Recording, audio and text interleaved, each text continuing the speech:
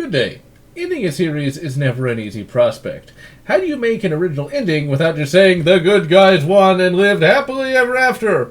And how do you keep the fans happy and not have it disappoint them by not living up to their expectations? Well, the writers of the Doom novel series found a way, and by the great corn, is it amazing that Doom can be translated to novel form this bloody well?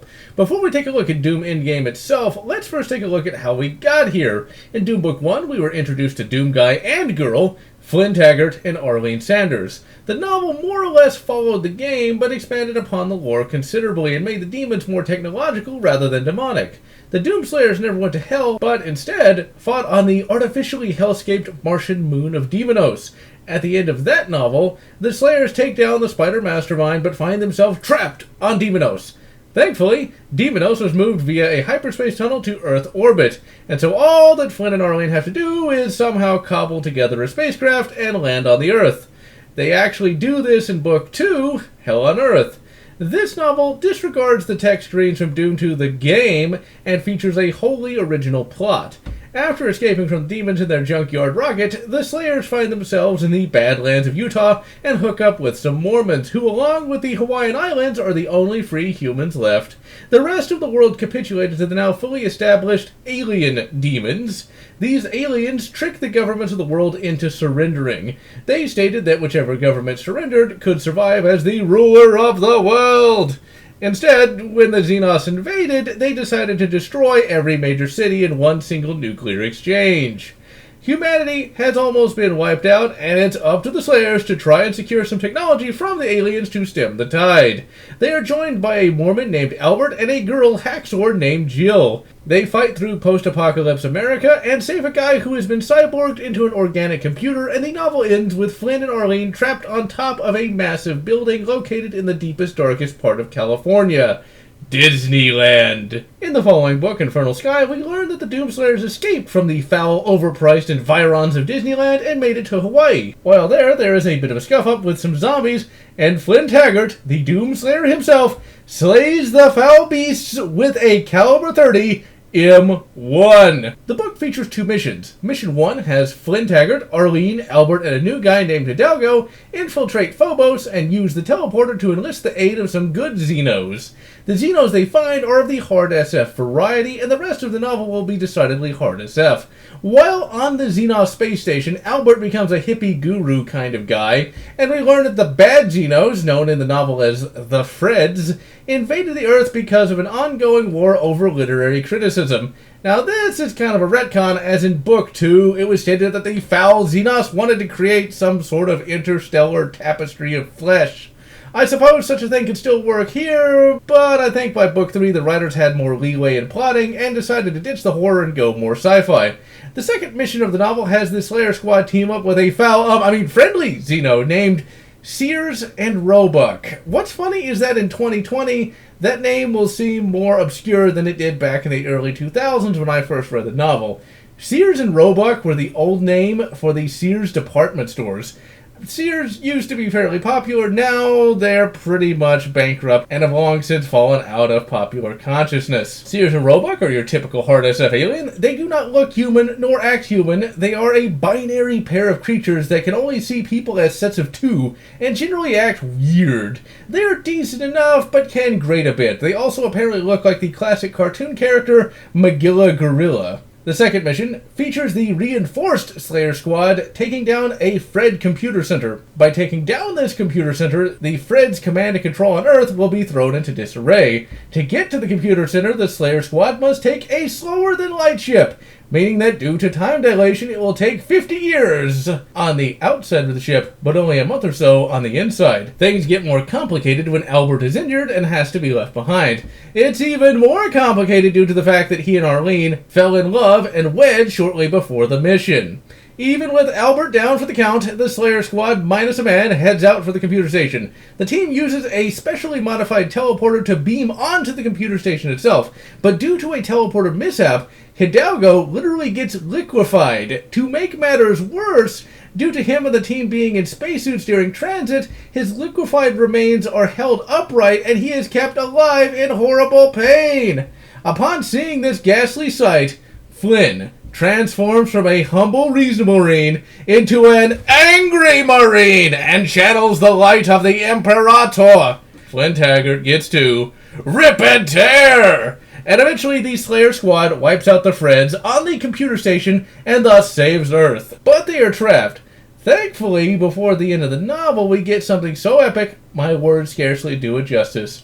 Doomslayer, still in the grips of his righteous fury, leads the squad to another teleporter and beams onto a Fred ship, where he proceeds to rip and tear huge guts all over the ship, buck-ass naked, and he and his squad manage to take it over. Alas, the ship is headed back to the Fred homeworld, and the novel ends with Arlene musing that they are going to be gone from Earth for thousands of years. Earth relative time.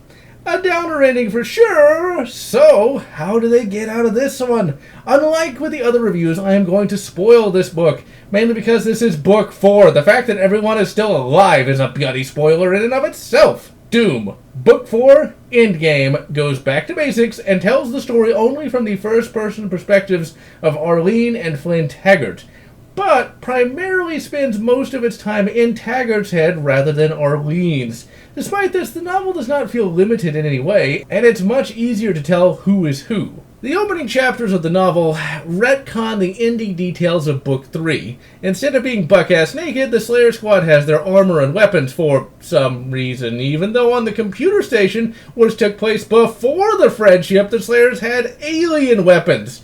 Now they have Marine-issue armor, and Arlene, for some reason, has 3 different weapons. An M14 with ammo enough to practice with, a 45 long Colt lever gun, and a Krupp Remington? I don't think they're going to merge anytime in the future. I'd hate to see Krupp join the Freedom Group, just saying. Auto shotty with a 100-round drum, while all Flynn has is a Sig Cal pistol caliber carbine. Where they got this stuff is never explained. I thought they used some sort of replicator, but this is shot down when they worry about running out of food pills. Hard SF, remember? The novel makes mention of human vitamin requirements. The novel also retcons the thousands of years to a mere couple hundred. The early chapters are still good stuff, though, even though they are fully hard SF by this point. The novel shows the isolation of being in space and demonstrate everyone getting kind of nutty. Eventually, the Slayer crew makes it to the Fred homeworld and find it oddly abandoned. They do find the head and torso of one Fred, and using super science, they bring it back to life. And they find out that the Freds were attacked by a new enemy called the Newbies. Hard SF, remember? They also end up finding a living newbie as well, and find out where the Newbies apparently came from. The Newbies also have the inexplicable ability to hyper-evolve, and eventually the newbie has to be killed because it evolves into some sort of Lovecraftian horror. The Slayers decide to head to the planet the newbie mentioned for some reason, and upon arriving in orbit they are shot down, but they later encounter other humans.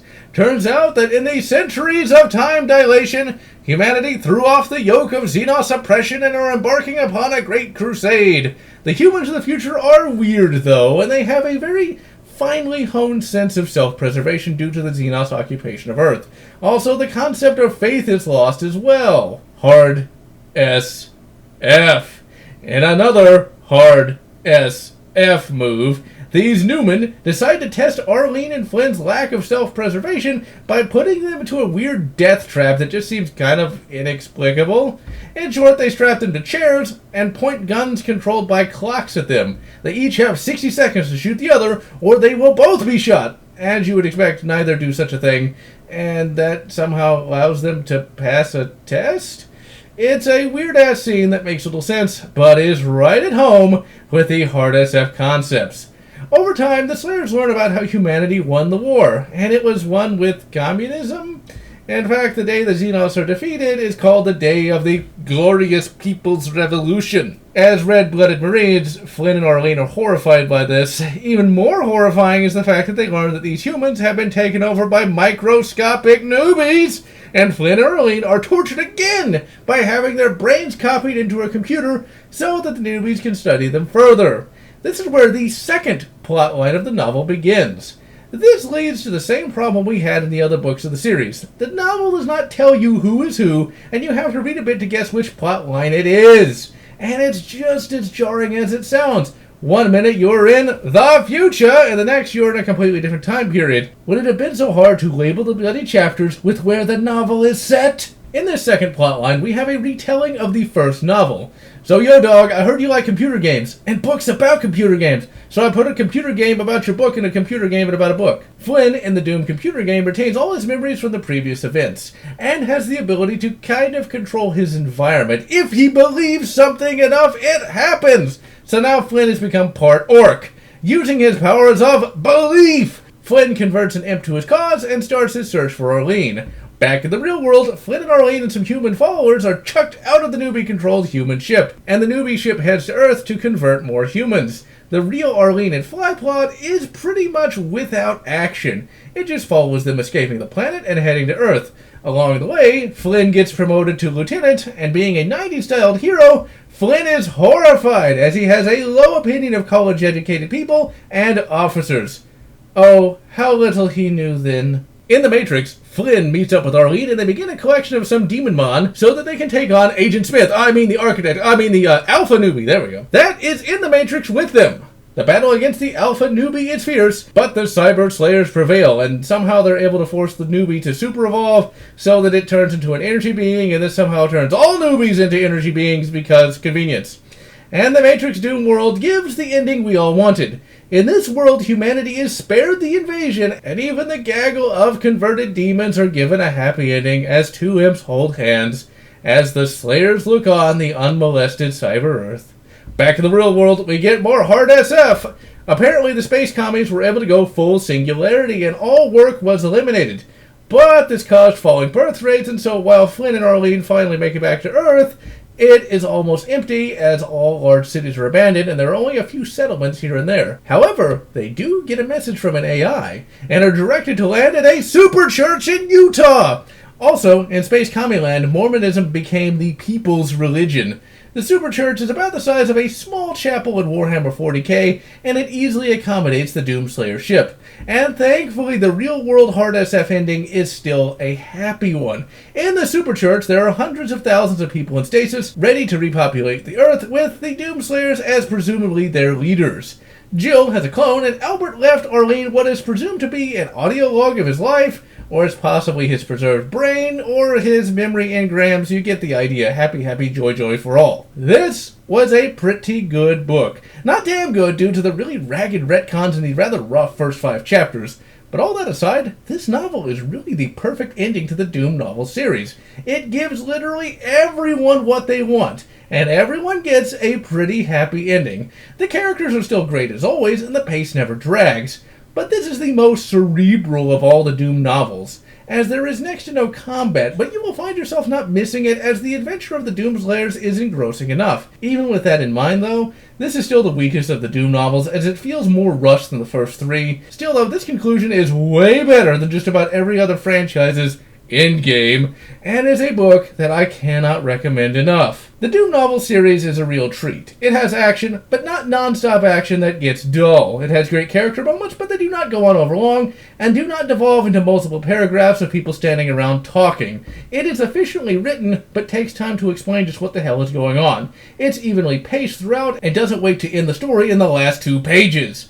It is the series that is, in every sense of the term, well written, and is part of my book collection called Alpha Prime. Alpha Prime books are books that I can pick up at any time and enjoy them just as much as I did back when I first read them. In the end, I'm GeneralLotz, wishing you good Star Trek, Needs of the Many, and good Monster Hunter Book 5, or whatever makes you happy. If you enjoyed this video, please consider subscribing, and if you can, please consider supporting me on Patreon so that I can continue bringing you this awesome content.